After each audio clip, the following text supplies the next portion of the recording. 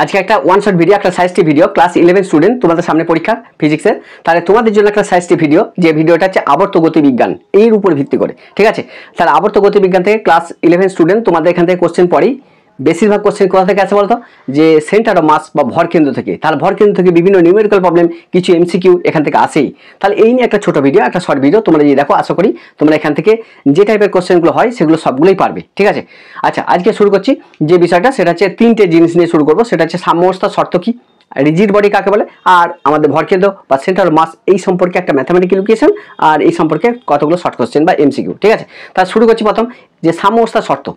সাম্যাবস্থা বলছে কোনো বস্তু সাম্যাবস্থায় আছে, এটা কি করে বুঝবো? বলছে বস্তুর উপর যদি বল প্রয়োগ না হয়, একটা বস্তু এরকম আছে, তাহলে এরপর কোনো বল প্রয়োগ করা হচ্ছে না, তাহলে বস্তুটা কি বলবো? সাম্যাবস্থায় আছে, মানে এর কোনো গতিবেগ নেই। আর একটা কি বলছে, বস্তুটা যদি একটা স্থির গতিবেগে যায়, তখন এর রৈখিক ত্বরণটা কত? 0, তাহলে বস্তু সাম্যাবস্থায় থাকবে। আর একটা কি না, বস্তু যদি নির্দিষ্ট গতিবেগে ঘুরে, তখন তার কি হচ্ছে? ত্বরণ থাকছে না, কৌণিক ত্বরণ থাকছে? কৌণিক ত্বরণ থাকছে না, তাহলে কৌণিক ত্বরণ না থাকলে বস্তুর কৌণিক ত্বরণ যদি না থাকে, সে সাম্যাবস্থায় আছে হিসাবে ধরা হয়। তাহলে সাম্যাবস্থার শর্তটা কি? যদি কোনো বস্তু রৈখিক এবং কৌণিক ত্বরণ শূন্য হয়, তাহলে বস্তুটাকে সাম্যাবস্থায় থাকে এই হিসাবে ধরে নেওয়া হয়। অর্থাৎ একটা বস্তুর যদি রৈখিক এবং কৌণিক ত্বরণ শূন্য হয়, তখন বস্তুটা সাম্যাবস্থায় থাকে, নাম্বার 1। নাম্বার 2, সেটা হচ্ছে রিজিড বডি কাকে বলে।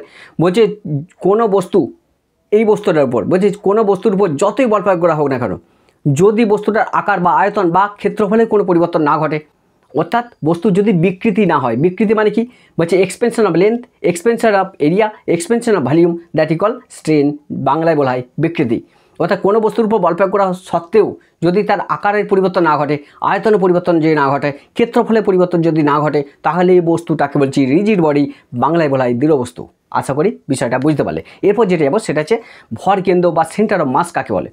একটা জিনিস দেখো, আর কাকে বলে আগে টুকে নাও, যে কোনো বস্তুর ভরকেন্দ্র হচ্ছে এমন একটা নির্দিষ্ট বিন্দু, যে বিন্দুতে বল প্রয়োগ করলে বস্তুর কেবলমাত্র রৈখিক গতির সৃষ্টি হয়, কোনোরূপ ঘূর্ণন গতির সৃষ্টি হয় না। তাহলে আমাদের ভরকেন্দ্র কাকে বলে? বলছে ভরকেন্দ্র হচ্ছে কোনো বস্তুর মধ্যে অবস্থিত এমন একটা বিন্দু, যে বিন্দুতে বল প্রয়োগ করলে কেবলমাত্র বস্তুর রৈখিক গতিবেগ সৃষ্টি হবে, কোনোরূপ ঘূর্ণন গতির সৃষ্টি হবে না। সেই নির্দিষ্ট বিন্দুটাকে বলছি তার সেন্টার অফ মাস বা ভরকেন্দ্র। আশা করি বিষয়টা বুঝতে পারলে। ছোটোবেলায় তোমরা অনেকে দেখে থাকবে যে এটা যদি একটা সুষম একটা দণ্ড হয়, ঠিক আছে। সুষম দণ্ড মানে কি? বলছে এটা মোটাটা সব জায়গায় সমান, অর্থাৎ চারদিকের ডায়ামিটারটা সমান, আর সব জায়গার ভর সমান, কোথাও সরু মোটা এরকম নয়, ঠিক আছে। তাহলে এটা বলছে সুষম দণ্ড। এই সুষম দণ্ডের যদি বলে ভরকেন্দ্র কোথায় আছে, তার ভরকেন্দ্র অবস্থান কী বলবো? ঠিক মিডিল পয়েন্টে। অর্থাৎ আমরা দেখে থাকবে তোমরা যে একটা লাঠিকে যদি এরকম করে আমি ঠিক মাঝে একটা আঙুল দিয়ে ধরি, যে বিন্দুটাতে আঙুলটা রাখলে বস্তুটা ঠিক সোজা হয়ে থাকছে, সেই বিন্দুটাকে বলছে সেন্টার অফ মাস, ঠিক আছে। তাহলে সেন্টার অফ মাস কি না, একটা নির্দিষ্ট বিন্দু, যে বিন্দুর মধ্য দিয়ে ও সমস্ত ভরটা তথা ওজনটা সব নিচের দিকে ক্রিয়াশীল, সেই নির্দিষ্ট বিন্দুটাকে বলছে ভরকেন্দ্র।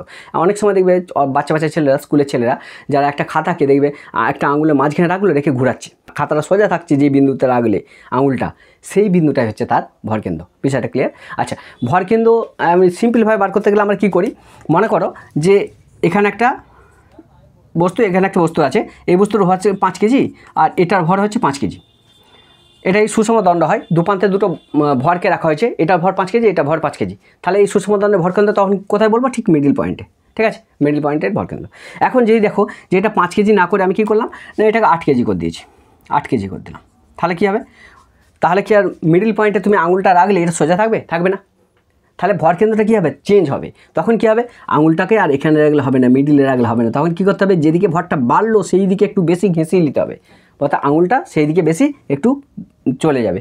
অর্থাৎ এখন ভরকেন্দ্রটা কী হয়েছে? এইটা হচ্ছে ভরকেন্দ্র, ঠিক আছে। তাহলে দুটো কোণা দিয়ে গঠিত সমস্তার ভরকেন্দ্র আমি বার করতে চলেছি, সেটা হচ্ছে ভরকেন্দ্র রাশিমালা। সেই ভরকেন্দ্র রাশিমালা বার করতে গেলে আমাকে মূল সিস্টেমটা আসতে হবে কি? বলছি দুটো কোণা দিয়ে গঠিত সমস্তার একটা ভরকেন্দ্র বা centre of mass of a 2 particle system. বিষয়টা ক্লিয়ার? একবার দেখো, মনে করো যে এটা এক্স অ্যাক্সিস, এটা ওয়াই অ্যাক্সিস। তাহলে এখানে মনে করো একটা বস্তু রাখা হয়েছে, এই বস্তুটার ভর হচ্ছে m1, আর এখানে একটা বস্তু রাখা হয়েছে, এটা ভর হচ্ছে m2। মানে বুঝতে পারছো যে m1 ভরের বস্তুটা আর m2 ভরের বস্তুটা, m1 ভরের বস্তু নট ইকুয়াল m2, অর্থাৎ m1 ভরের বস্তু আর m2 ভরের বস্তু দুটোর ভর সমান নয়, ঠিক আছে। তাহলে একটা বস্তুর কোথায় রাখা হয়েছে না, এই দূরত্বে রাখা হয়েছে। কত দূরত্ব এটা না, মনে করো x1 দূরত্বে রাখা হয়েছে, ঠিক আছে। আরেকটা m2 ভার বস্তুটা কত দূরত্বে রাখা হয়েছে, m2 ভার বস্তুটা মনে করে x2 দূরত্বে রাখা হয়েছে, x2। তাহলে m1 ভার বস্তুটাকে রাখা হয়েছে x1 দূরে, আর m2 ভারে বস্তুটাকে রাখা হয়েছে x2 দূরত্বে। এখন এদের মধ্যে যে সেন্টার অফ মাস তার দূরত্বটা কত হবে সেইটা মনে করো আমি ধরলাম এটা। তাহলে এটা কত মনে করো x, তাহলে ভরকেন্দ্রের দূরত্বটা মানে ভরকেন্দ্রের অবস্থান, তাহলে ভরকেন্দ্র দূরত্বটা কত সেটা মনে করে x ধরেছি। তাহলে ভরকেন্দ্র বলছি, ভরকেন্দ্রকে ইংলিশে বলা হচ্ছে সেন্টার অফ মাস, ওই জন্য ভরকেন্দ্রকে আমরা এক্স সিএম দিয়ে ডিনোট করব। তাহলে ভরকেন্দ্র যদি এক্স সিএম হয়, সিএম মানে সেন্টার অফ মাস, বিষয়টা ক্লিয়ার? আচ্ছা, এটা যদি হয় তাহলে ভরকেন্দ্রের জেনারেল ইকুয়েশনটা কি বলছে, m1 ভরের বস্তুটা কত দূরত্বে রাখা আছে বলো, m1 ভরের বস্তুটা x1 দূরত্বে রাখা আছে, তাহলে ভরকেন্দ্রের রাশিমালা হচ্ছে m1 x1 প্লাস m2 ভরের বস্তুটা কত দূরত্বে রাখা হয়েছে না x2 দূরত্বে রাখা হয়েছে, তাহলে m2 x2। তার বস্তুটা ভর ইন্টু বস্তুটা কত দূরত্বে আছে, প্রথম বস্তুর ভর ইন্টু প্রথম বস্তুটা কত দূরত্বে আছে, ঠিক আছে, হইল বাই m1 প্লাস m2। এটা হচ্ছে ভরকেন্দ্রের রাশিমালা। তাহলে দুটো ভিন্ন ভরের বস্তু যদি হয়, ঠিক আছে, ভিন্ন ভরের বস্তু, এই একটা ভর এই একটা ভর, তার দুটো ভিন্ন ভরের বস্তু, এদের ভরগুলো সমান নয়, তাদের ভরকেন্দ্রের অবস্থান বার করতে গেলে যে ভরকেন্দ্রের যে রাশিমালা সেই রাশিমালাটা যদি এক্সিএম হয়, অর্থাৎ ভরকেন্দ্রের দৈর্ঘ্য কত দূরত্বে আছে সেটা হচ্ছে এক্স সিএম, সিএম মানে কি সেন্টার অফ মাস, ভরকেন্দ্রের দূরত্ব, ঠিক আছে। সেটা এক্সিএম সমান কত প্রথম বস্তুর ভর ইন্টু প্রথম বস্তু কত দূরত্বে আছে, প্লাস দ্বিতীয় বস্তুর ভর ইন্টু দ্বিতীয় বস্তু কত দূরত্বে আছে বাই প্রথম বস্তু আর দ্বিতীয় বস্তুর যোগফল। বিষয়টা ক্লিয়ার? তাহলে এক্স এম সমান কত m1 x1 plus m2 x2 by m1 plus m2। এটা হচ্ছে ম্যাথমেটিক্যাল ইকুয়েশন, ভিবিআই খুবই পরে, ঠিক আছে, সেটা আমি এখানে বলে দিচ্ছি। দেখো যে দুটো বস্তু কণা নেওয়া হলো, যার একটার অবস্থান ভেক্টর, অবস্থান ভেক্টর কাকে বলে সেটা একটু বুঝে নাও। বলছে এটা এক্স, এটা ওয়াই, এটা মূল বিন্দু, এখানে একটা বিন্দু নেওয়া হয়েছে, সেই বিন্দুটা পি বিন্দু। বলছে মূল বিন্দু সাপেক্ষে ওই পি বিন্দুটাকে যদি একটা ভেক্টর আমি প্রকাশ করি, তাহলে এই ভেক্টরটা যেটা পাবো সেই ভেক্টরটাকে বলছে অবস্থান ভেক্টর, সেটাকে হচ্ছে R1 ধরলাম বা আর ধরলাম।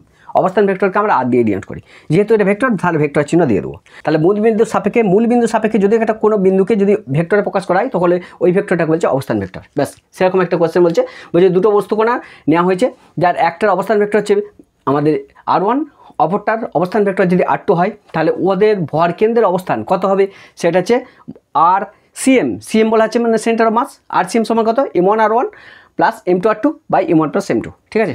আবার কতগুলো কোশ্চেন সেটা একটু মনে রাখবে, এই ইকুয়েশনগুলো কিন্তু এমসিকিউ হিসেবে থাকে, তাই আমি বলে দিচ্ছি।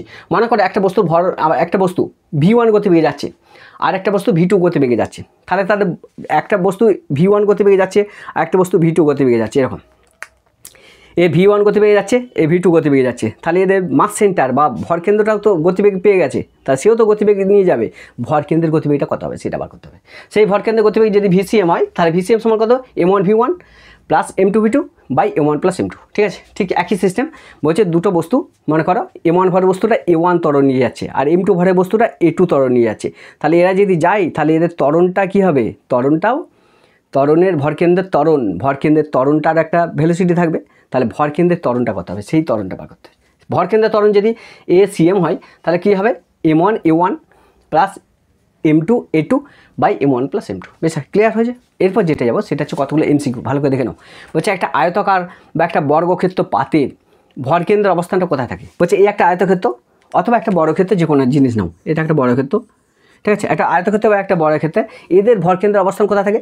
বলছে আয়তক্ষেত্রর কটা কর্ণ দুটো, বর্গক্ষেত্রের কটা কর্ণ দুটো, বলছে ওই কর্ণগুলোকে যোগ করলে কর্ণগুলো যে বিন্দু ছেদ করবে সেই ছেদ বিন্দুটা হবে তাদের ভরকেন্দ্রের অবস্থান। বিষয়টা ক্লিয়ার?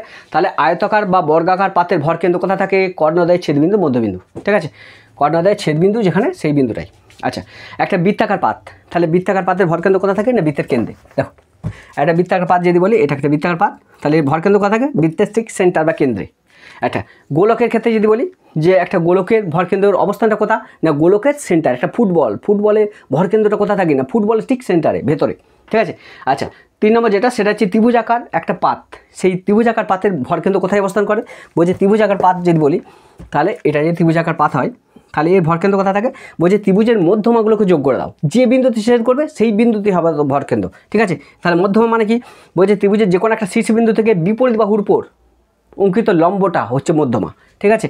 তাহলে এই শীর্ষবিন্দু থেকে বিপরীত বাহুর উপর অঙ্কিত লম্ব টানলাম, আবার এর থেকে এর উপর লম্ব টানলাম, তাহলে মধ্যমা হলো ত্রিভুজে কটা মধ্যমা? 3টে। তাহলে ওই মধ্যমা তো হয় মানে 3টে মধ্যমা যে বিন্দুতে ছেদ করে সেই বিন্দুটাই হবে ওদের ভরকেন্দ্রের অবস্থান। বিষয়টা ক্লিয়ার? আচ্ছা, তারপর যেটা বল সেটা হচ্ছে একটা সরল দণ্ড। একটা সরল দণ্ডের মধ্যবিন্দু হচ্ছে তাদের ভরকেন্দ্রের অবস্থান। মানে বলতে চাইছে যে একটা সরল দণ্ড মানে সুষম দণ্ড, ঠিক আছে, মানে সব জায়গায় সমান, কোথাও সরু মোটা এরকম নেই। তাহলে তার ক্ষেত্রে কী হবে? মিডিল পয়েন্ট হবে তার ভরকেন্দ্র। আচ্ছা, যদি বলে চঙের ভরকেন্দ্রের অবস্থান কোথা? চং কেমন না, চঙের ভরকেন্দ্রের অবস্থানটা এটা হবে, দেখো এটা যদি একটা চং হয়, আচ্ছা চঙের এটা যদি একটা চং হয় তাহলে চঙের এটাকে বলছে অ্যাক্সিস বা অক্ষ। তাহলে চং একটা সুষম চঙের ভরকেন্দ্র কোথায় থাকে না এই যে অ্যাক্সিস, এটাকে বলছে অক্ষ। তাহলে চংটার যে অক্ষ বা অ্যাক্সিসটা তার মধ্যবিন্দু এই বিন্দুটা, এই মধ্যবিন্দুটা হবে ওর আমাদের ভরকেন্দ্র বা সেন্টার অফ মাস, ঠিক আছে। আর লাস্টে যেটা আছে সেটা হচ্ছে আয়তঘন। যদি বলা হয় বলছে একটা আয়তঘনের মানে লুডো ছক্কা, বাক্স, এই ধরনের একটা আয়তঘন, তার ভরকেন্দ্রের অবস্থানটা কোথা? দেখো অ্যান্সারটা কী হবে একটু দেখে নাও, তাহলে বুঝতে পারবে। আর একটা আয়তঘন যদি বলি তাহলে এটা একটা আয়তঘন, আমি একটা ছবি এঁকে দিলাম।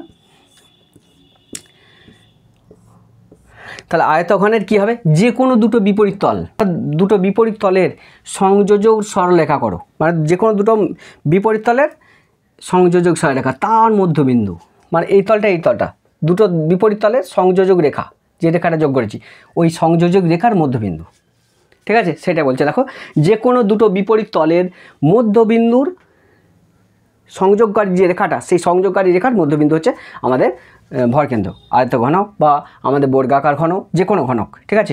এবার দেখো দুটো মোস্ট ইম্পর্টেন্ট ভিভিআই এমসিকিউ বলছে, যদি কোনো বস্তুর আকৃতিটাকে এক রেখে আকারটাকে চেঞ্জ করা হয় তাহলে তার ভরকেন্দ্রের অবস্থানে কোনো পরিবর্তন হয় কি? এই হচ্ছে কোশ্চেন। এখন দেখো আকৃতি কাকে বলে আর আকার কাকে বলে? শেপ অ্যান্ড সাইজ বলা হয় না? শেপ মানে কি? শেপ মানে আকৃতি, সাইজ মানে কি? আকার, ঠিক আছে। তাহলে শেপ অ্যান্ড সাইজ, তাহলে কোনো বস্তুর আকৃতি কাকে বলে? প্রথম দেখো বলছে আকৃতি মানে কি? বস্তুটা কেমন দেখতে, অ্যাকচুয়ালি বৃত্তাকার দেখতে, না ডিম্বাকার দেখতে, না ত্রিভুজাকার দেখতে, না চোঙ আকৃতি দেখতে, কেমন দেখতে, এইটা হচ্ছে তার আকৃতি। আকার মানে কি? বস্তুটা ছোট না বড় না মাঝারি, কেমন। মনে করে একটা বস্তুর আকৃতি বলেছে বৃত্তাকার, এই বৃত্তাকারের কোথায় ভরকেন্দ্র থাকে না? আমরা জানি বৃত্তের কেন্দ্রে থাকে ভরকেন্দ্র, ঠিক আছে, কেন্দ্রে আছে ভরকেন্দ্র। তাহলে এইটা হচ্ছে আকৃতি। বলছে আকৃতিটাকে একই রেখে, মানে বৃত্তাকার তো বৃত্তাকারই লিয়া হলো, আকারটাকে চেঞ্জ করা হচ্ছে, মানে আকারটা ছোট করে দাও, আরও আকারটা ছোট করে দাও। তাহলে ছোট করে দিলেও এর কি হবে না এই সেন্টারটাই হবে তো তার ভরকেন্দ্র। তাহলে ভরকেন্দ্র কি চেঞ্জ হবে? তাহলে একটা বড় বৃত্ত নেওয়া হচ্ছে, তার আকৃতিটা কেমন? বৃত্তাকার, ঠিক আছে, ওকে। আচ্ছা আচ্ছা, এই সেন্টার মাস কোথা হবে না? ঠিক সেন্টারে, কেন্দ্রে। বৃত্তটাকে ছোট করে দাও, তাহলে এই ছোট বৃত্তের সেন্টার মাস কোথা আছে?